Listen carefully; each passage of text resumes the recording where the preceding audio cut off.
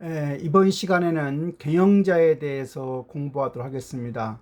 학습할 목차는 경영과정, 경영자의 분류, 경영자의 역할, 바람직한 경영자 순으로 학습하겠습니다. 첫 번째가 경영과정입니다. 우리가 경영관리 기능으로서의 경영과정을 보면 대개 우리가 경영학에서 이것을 매니지먼트 사이클이라는 말을 씁니다. 그래서 매니지먼트 사이클은 두 가지로 대개 이야기를 하는데요. 한 가지가 PDS 사이클이라 하고 하나가 POS 사이클이 되겠습니다. PDS 사이클은 플랜, 계획하고, do, 행하고, see, 여기서 C는 본다고 하는 개념이 아니고 평가한다는 말입니다. 그래서 대문자 앞에 자를 짜서 PDS 사이클이라고 하는 거고요.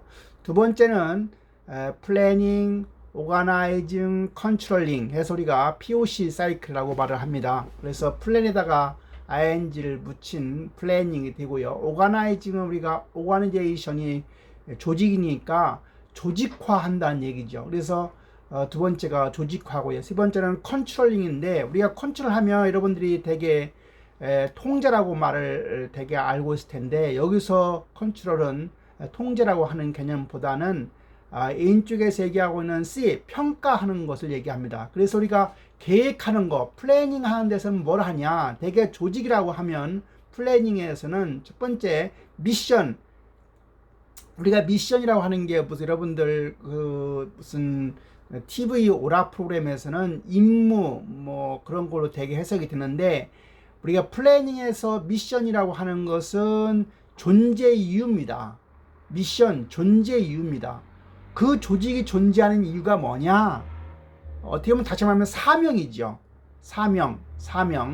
플랜, 그래서 미션이를 한마디로 얘기하면 사명이고 사명을 정의하면 존재 이유가 되는 거예요. 여러분들 개인마다 아마 태어날 때 어떤 존재 이유가 있을 겁니다. 그 사명이 있을 겁니다.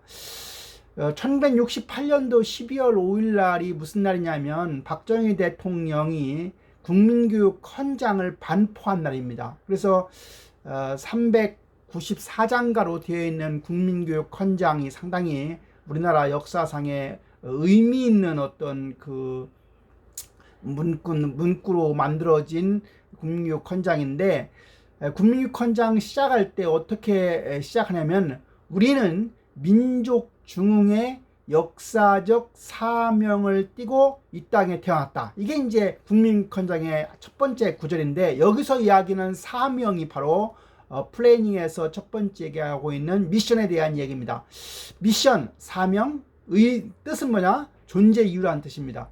두 번째 플래닝에서 해야 하는 것은 미션이 정해지고 그 다음에 이제 비전이 정해집니다. 비전이라고 하는 것은 그냥 뭐 우리말로도 비전이라 그냥 영어로 그냥 비전이라고 쓰는데 그 의미 정의를 보면 조직의 미래 모습입니다. 여러분들도 지금 20살이라고 하면 30대의 여러분의 모습, 40대의 여러분의 모습, 50대의 여러분의 모습, 또 70대의 여러분의 모습, 그 조직의 미래의 모습, 개인의 미래의 모습, 그게 바로 비전인 겁니다. 그래서 우리가 플래닝에서 첫 번째 만들어야 될 것은 미션, 사명을 작성을 해야 되고 두 번째는 비전을 정해야 됩니다.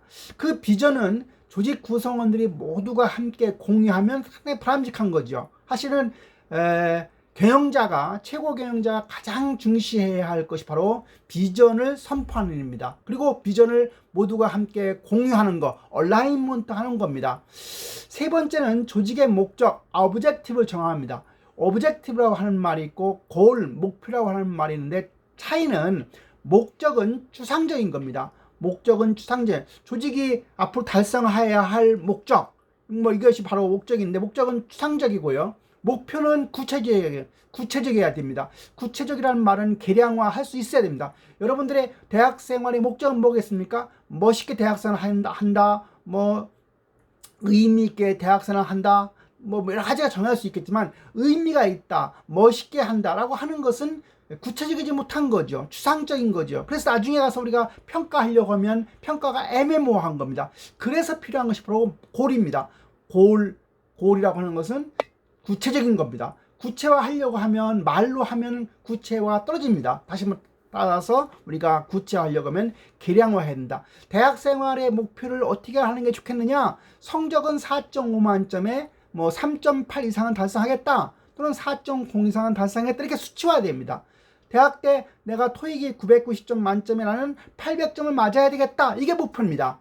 대학 때 내가 어떤 자격증을 몇 급을 따겠다. 이게 바로 목표입니다. 이렇게 목표를 구체화하고 계량화하는 것은 나중에 컨트롤링 파트에 가서 평가할 때 그게 가능하다는 겁니다. 그래서 우리가 플래닝에서 정해야 될 것 첫 번째 뭐라고 했어요? 미션, 사명, 조직이 존재하는 이유를 정해야 되고, 두 번째는 비전, 조직의 미래 모습을 설정해야 되고, 그리고 구성원들이 함께 공유하도록 하는 것이고, 그 다음에 세 번째는 조직의 목적, 그 기업의 목적을 정하는 것이고, 네 번째는 기업의 목표, 조직의 목표를 정하는 것이고, 그 다음에 목표를 효율적으로 달성하기 위한 방안이 앞에서 우리가 배웠죠? 뭐예요? 전략입니다. 스트래티직입니다. 전략 밑에는 전술이라고 하는 하부 개념이 있습니다. 여하튼간 우리가 전략이라고 하는 것은 환경 변화에 대응하는 패턴 또는 그 목표를 효율적으로 달성하기 위한 방안을 정하는 게 바로 전략이 되겠습니다. 인생에 성공하려고 하면 어떤 사람들은 세 가지가 필요하다고 합니다. 그게 중간에 뭐냐면 방법이 좋아야 되고요. 태도도 좋아야 되는데 우선 먼저 전략이 좋아야 된다. 여기서 전략이라고 하는 것은 아마 방향을 얘기할 겁니다. 우리가 속도도 중요하지만 속도보다 더 중요한 것은 방향입니다. 방향이 올바로 정해져야만 속도를 냈을 때 의미가 있는 것이지, 방향이 잘못 정했을 때 속도를 내면 오히려 반대로 갈 수가 있는 겁니다.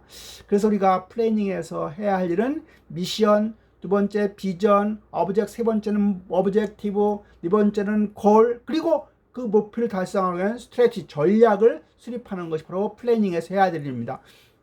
그 다음에 오가나이징에서 조직에서는 해야 할 일이 뭐냐? 조직에서는 말 그대로 조직화한다는 얘기죠. 조직화한다는 얘기는 조직 구조를 만든다는 얘기입니다. 조직 구조를 만들면 끝이 아니죠. 조직 구조 안에 어떤 부서를 만드는 게 바로 조직화 구조를 만드는 건데, 거기에 어떤 사람을 리크루트 뽑아가지고 어떤 사람을 배치할 거냐, 그리고 그 사람한테 어떤 권한을 줄 거냐, 이게 바로 조직화입니다. 그래서 조직의 구조를 만들어서 사람을 스텝 뽑아가지고 거기에 적절한 부서에 적절한 사람을 배치하고 그 사람한테 권한과 책임을 부여하고, 이게 바로 조직화입니다.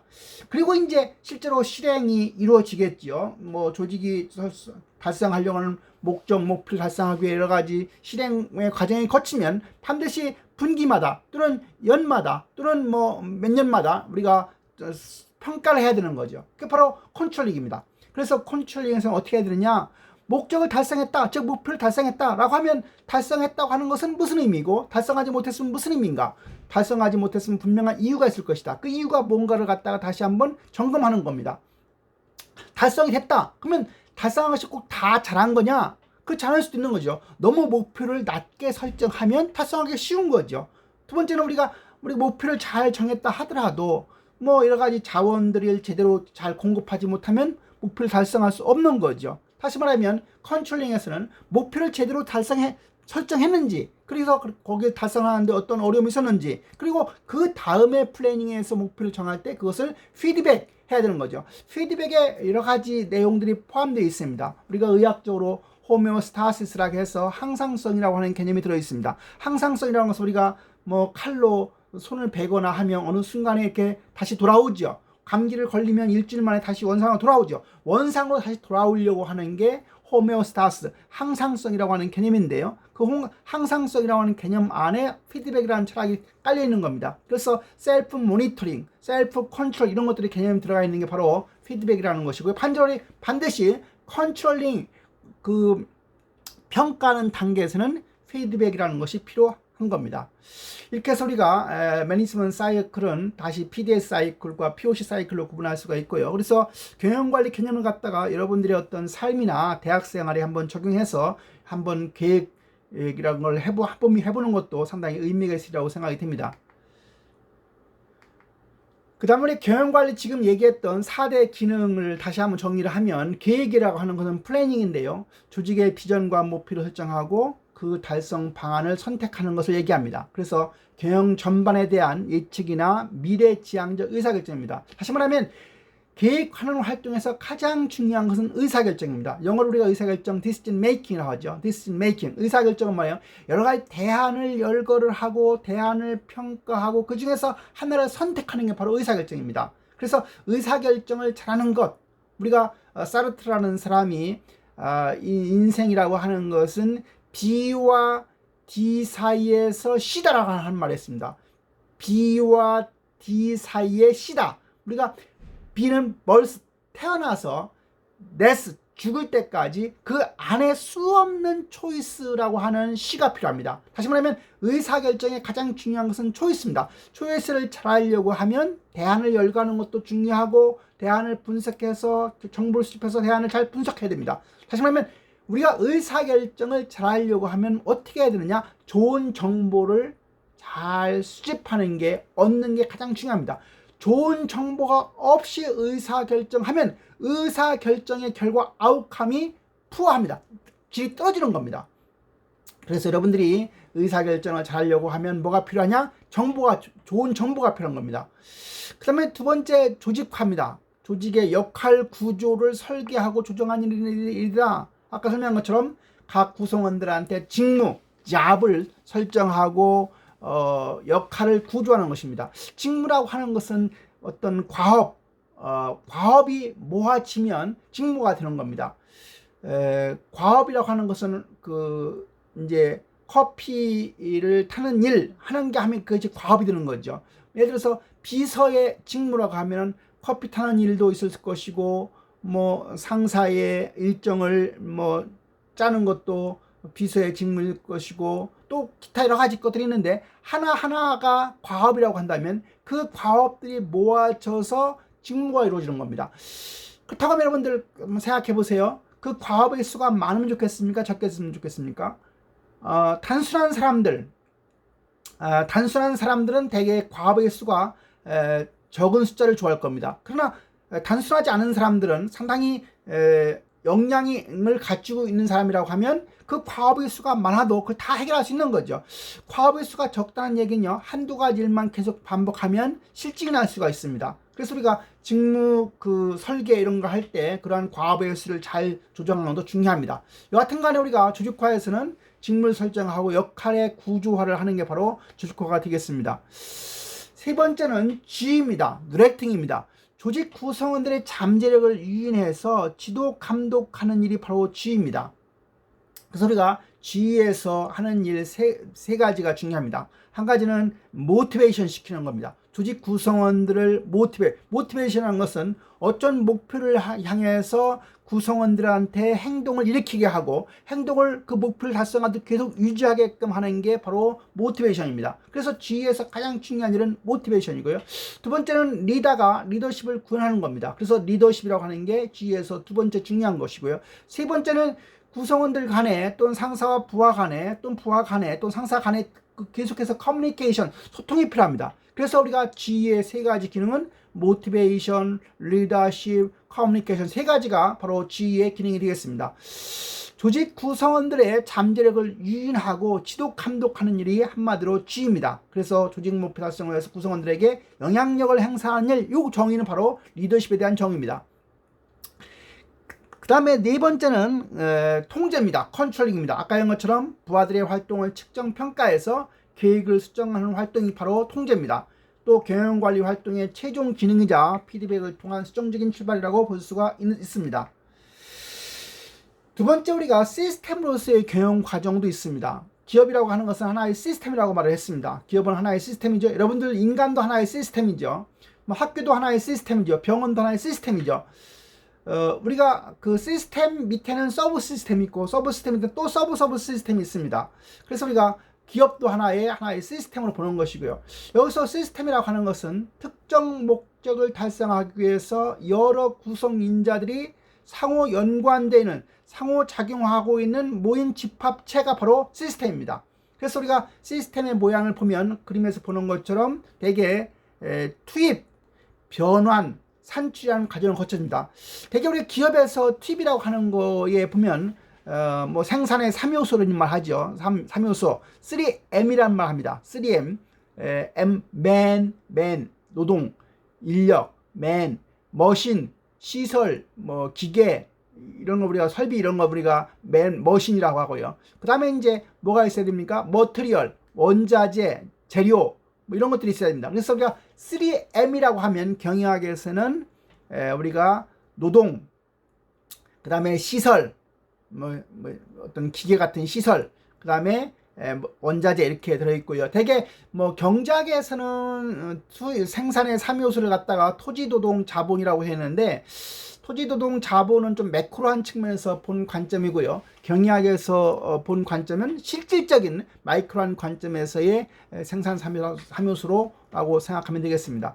그렇게 해서 투입이 되어서 중간에 변환, 트랜스포메이션, 프로세싱을 거쳐서 나옵니다. 만약 기업 같은 경우는 나오는 게 뭐겠어요? 구스 앤 서비스죠.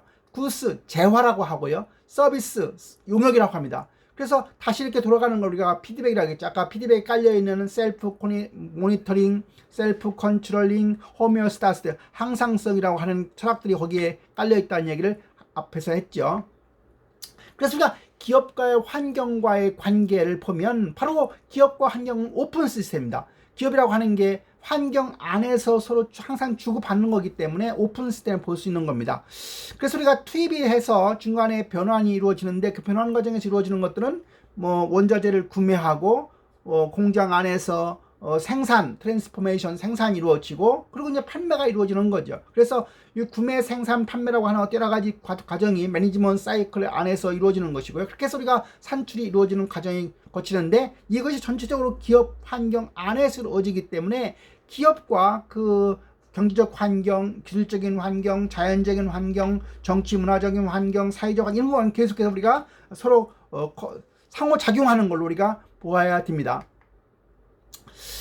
그 다음에 우리가 경영자의 분류입니다. 우리가 소유와 경영 관계에 따라서 경영자를 분류할 수가 있습니다. 소유와 경영 관계에 따라서 경영자를 분류하면 세 가지로 분류할 수가 있습니다. 하나는 소유 경영자입니다. 영어로는 오너 매니저가 되겠습니다. 이 소유 경영자는 자본을 출자하고 직접 기업을 경영하고 그 기업 경영한 결과 손익에 대해서 무한적으로 책임을 지는 경영자로는 소유 경영자라고 하고 이 소유 경영자인 상태는 소유와 경영이 분리되어 있지 않은 미분리 상황을 이야기합니다. 두 번째, 고용 경영자는 하이럴드 매니저라고 합니다. 기업가의 대리인으로서 경영 기능의 일부를 우양받아서 기업을 경영 관리하는 사람을 우리는 고용 경영자라고 합니다. 그래서 우리가 기업가에 의해서 고용된 중역인데요. 바로 이 고용 경영자는 소유와 경영이 아직 완전하게 분리되어 있지 않은 형식적인 분리 정도로 우리가 보아야 됩니다. 세 번째는 전문 경영자입니다. 프로페셔널 매니저입니다. 기업 경영 전반에 걸쳐서 전문적인 식견, 또 기업 관리 능력, 그리고 전문가적 자질을 보유하고 있는 사람이 바로 전문 경영자입니다. 이런 전문 경영자는 소유와 경영의 어떤 실질적인 분리를 했다고 보는 것입니다. 경영 계층에 따라서도 경영자를 분류할 수가 있습니다. 경영 계층에 따라서. 그래서 우리가 삼각형으로 그림을 그리면 가장 위층에 있는 경영층이 바로 최고 경영층입니다. 우리가 탑 매니지먼트란 말을 하죠. 그래서 우리가 이 탑 매니지먼트의 가장 꼭대기 위에가 바로 CEO라고 하죠. CEO는 Chief Executive Officer라고 해서 최고 경영자, 다른 말로는 대표이사가 되겠습니다. 기업 경영 전반에 걸쳐서 장기적이고 거시적이며 전략적 의사결정, 우리가 전략적 의사결정, 관리적 의사결정, 전술적 의사결정이라는 말이 나오는데 전략적 의사결정은 매크로한 것이고 장기적인 것이고 기업의 어떤 인수 합병처럼 또 신제품 개발처럼 장기적인 어떤 영향을 끼치는 그런 의사결정이 바로 전략적인 의사결정입니다. 그래서 그러한 전략적인 의사결정을 내리는 핵심적인 경영 계층을 우리는 최고 경영층이라고 이야기를 합니다. 두 번째는 우리가 중간 경영층입니다. 또는 중간 관리층이란 말 합니다. 미들 매니지먼트란 말 하죠. 이 중간 경영층, 중간 관리층은 최고 경영층, 그 CEO를 보좌하고 최고 경영층의 경영 목표나 전략을 잘 집행해서 하위 감독자를 지휘 감독하는 경영 계층을 우리는 중간 경영층이라고 합니다. 그 다음에 그래서 중간 경영자는 링킹핀, 연결핀 기능을 잘 해야 됩니다. 상하 간의 커뮤니케이션이나 연결핀 기능이 주로 중간 경영층 역할이라고 볼 수가 있습니다. 세 번째, 하위 경영층입니다. 하위 경영층은 뭐 하위 감독자라고 해서 영어로는 로우 매니지먼트라고 할 수가 있습니다. 우리가 매니지먼트 약자를 그냥 MGT라고 쓰죠. 중간 경영층의 지시를 받아서 보고하고 일상적이고 단기적인 업무에 대한 일선 종업원들을 지휘 감독하는 계층을 우리는 하위 경영층이라고 합니다.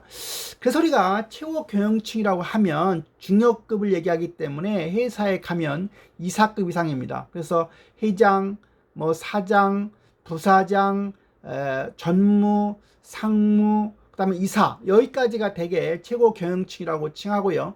중간 경영층은 이사급 밑이니까 부장, 차장, 뭐 과장까지가 보통 중간 경영층에 해당이 되고, 하위 경영층은 대장, 대리, 뭐 작업반장, 뭐 직장, 뭐 이 정도가 우리가 하위 경영층이라고 보면 되겠습니다.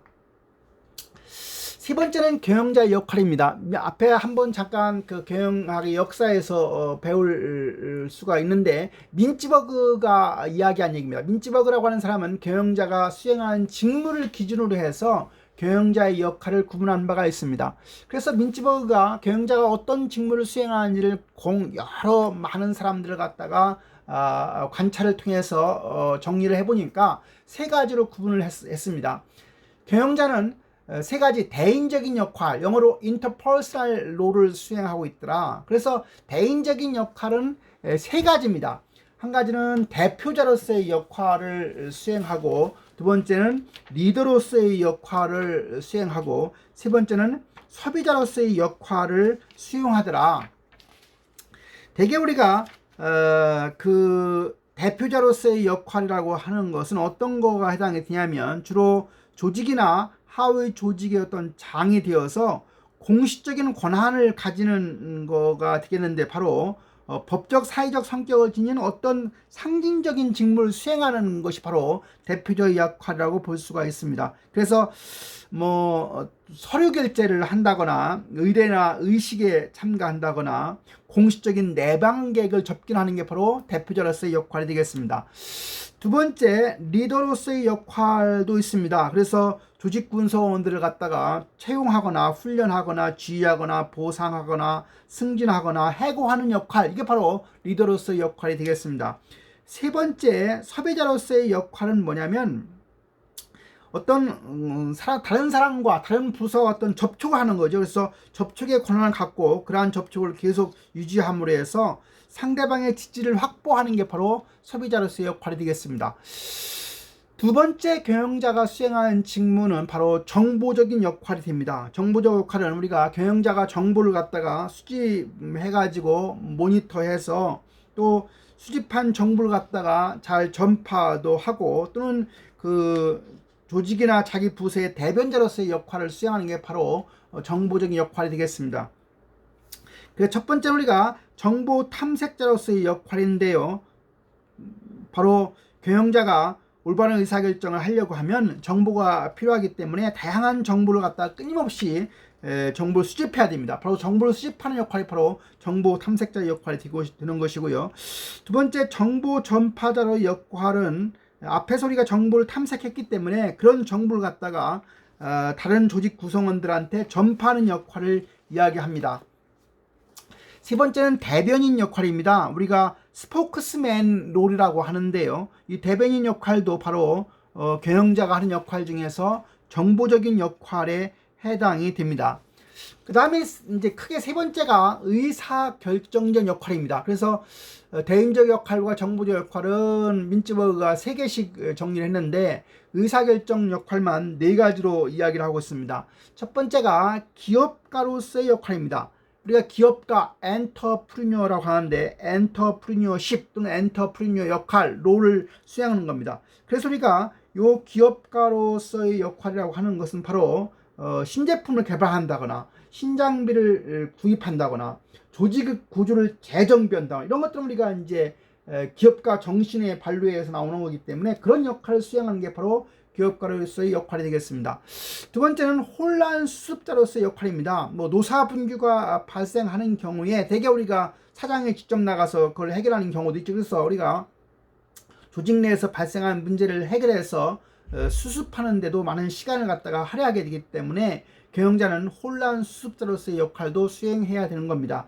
세 번째는 자원 배분자로서의 역할입니다. 우리가 경영자라고 하는 것은 자금이나 인력이나 자재나 장비나 설비나 용역과 같은 자원을 갖다가 잘 배분하는 역할을 수행해야 되는 겁니다. 그래서 그런 자원 배분에 관련된 의사결정을 하는 게 바로 자원 배분자로서의 역할이 되겠습니다. 그리고 의사결정 역할의 마지막은 바로 협상자의 역할입니다. 협상자의 역할이라고 하는 것은 조직 내에 어떤 그 재반 갈등 문제가 발생할 수가 있는데 그런 갈등 문제를 갖다가 원만하게 잘 해결을 하기 위해서 대내의 협상자로서의 역할을 수행하는 게 바로 협상자의 역할이 되겠습니다. 그래서 오른쪽 그림에서 보는 것처럼 경영자 역할에는 세 가지가 있다. 대인적인 역할, 정보적인 역할, 의사결정 역할이 있고 그 역할 안에 어떤 내용들이 포함되어 있는지를 잘 우리가 눈여겨서 보시기 바랍니다. 우리가 경영자의 역할이라고 하는 것은 매니지먼트 역할이라고 하는 앞에서 우리가 비슷한 이야기를 했지만 조직의 리더로서의 매니지먼트 기능을 수행하는 겁니다. 그래서 PDS 사이클, 아까 POC 사이클을 좀 더 한 단계 더 넣으면 PODC 사이클, 플래닝하고 오가나이징하고 디렉팅하고 컨트롤링하는 이런 것들을 수행하는 게 바로 경영자의 역할이라고 이해하면 되겠습니다. 마지막입니다. 바람직한 경영자는 어떤 경영자인가? 제가 세 가지로 정리를 해봤습니다. 바람직한 경영자라고 하는 것은 첫째, 경영자는 그 조직의 비전, 아까 우리가 조직의 미래 모습이 비전이라고 했죠. 미션, 조직의 사명이죠. 사명은 뭡니까? 조직의 사명, 미션이라고 하는 것은 조직이 존재하는 이유죠. 그래서 조직의 미래 모습인 비전, 그 다음에 사명, 그리고 전략, 이런 것들을 설정하고 그런 것들을 구성원들한테 잘 전파할 수 있는 그런 것들을 잘 할 수 있는 인물이 바로 바람직한 경영자다. 두 번째, 경영자는 강인한 체력과 실행력을 갖춘 인물이어야 된다. 우리가 경영자가 병석에서 누워있으면 되겠습니까? 경영자는 강인한 체력을 가지고 있어야 됩니다. 강인한 체력이 있어야 정신도 맑습니다. 그리고 실행할 수 있습니다. 그래서 체력도 있어야 할 뿐만 아니라 실행력을 갖춘 인물이어야 합니다. 여러분들 사는 데 있어 가장 중요한 것 중에 하나가 어떤 목적을 잘 정하는 것도 중요하지만 뭐니 해도 뭘 해야 돼요? 실행을 해야죠. 그래서 우리가 부자가 되고 싶다 라고 하면 어떻게 부자가 될 수 있겠습니까? 부자가 되겠다고 하는 의지가 있어야 되겠죠. 그리고 부자가 되겠다는 의지가 있으면 부자가 되겠다는 목표를 잘 정하고 그리고 부자가 되는 방법을 잘 체득을 해서 그 방법을 잘 실행해야 되겠죠. 그래서 우리가 실행력이라고 하는 게 경영자가 갖춰야 할, 바람직한 경영자가 갖춰야 할 두 번째 속성이라고 할 수가 있습니다. 세 번째는 경영자는 부하나 조직의 업적을 제대로 평가할 줄 아는 인물이어야 되겠다. 우리가 경영자 혼자 조직을 이끌어가는 게 아니죠. 조직을 이끌어가기 위해서는 구성원들의 협조가 필요한데 구성원들은 뭐에 민감하냐? 평가에 민감합니다. 다시 말하면 업적을 제대로 평가해줘서 잘하는 사람한테는 상을 주고 못하는 사람한테는 벌을 줘야지 모든 사람한테 상을 주어서도 안 되고 모든 사람을 벌을 줬어도 안 되는 거죠. 예를 들어서 우리가 어떤 그 당나귀가 세 마리가 있는데 당나귀가 세 마리의 마차를 싣고 마차에 가득 짐을 싣고 고개를 올라간다고 합시다.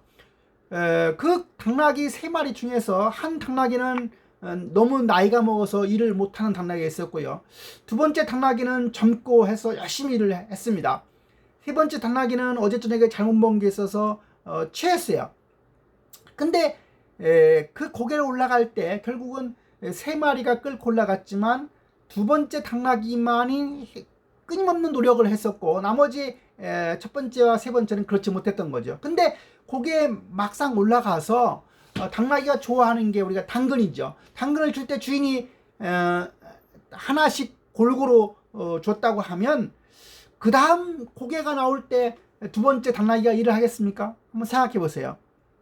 만약 당근이 4개가 있다고 하면 첫 번째 당나귀한테는 하나, 두 번째 당나귀는 당근을 2개, 세 번째 당나귀는 하나만 주는, 이렇게 뭔가 평가를 해서 제대로 그 성과에 대해서 인정을 해주고 보상해줄 때 결국은 구성원들이 함께 동참하기 때문에 경영자는 부하나 조직의 업적을 잘 제대로 평가해서 거기에 응당한 대응을 잘 해야 훌륭한 경영자가 될 수가 있습니다. 마지막으로 바람직한 경영자가 갖춰야 할 조건을 한번 열거해 보면 기획력이 있어야 되겠다. 적어도 한 국가의 대통령이라고 하면 뭐 2, 3년 또 뭐 10년 미래를 볼 수 있는 사람이어야지, 며칠 후에 발생할, 일주일 후에 발생할 상황을 제대로 파악하지 못한다고 하면 대통령 그만해야죠.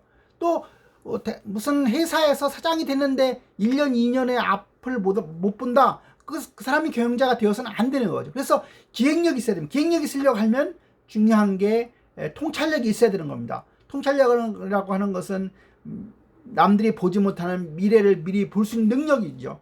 그래서 기획력이 있어야 되고, 그 통찰력을 바탕으로 기획력이 있어야 되고, 그걸 밀어붙일 수 있는 실행력이 있어야 되고, 그리고 평가를 잘 할 수 있는 능력을 갖춰야 바람직한 경영자가 되는 것이고요.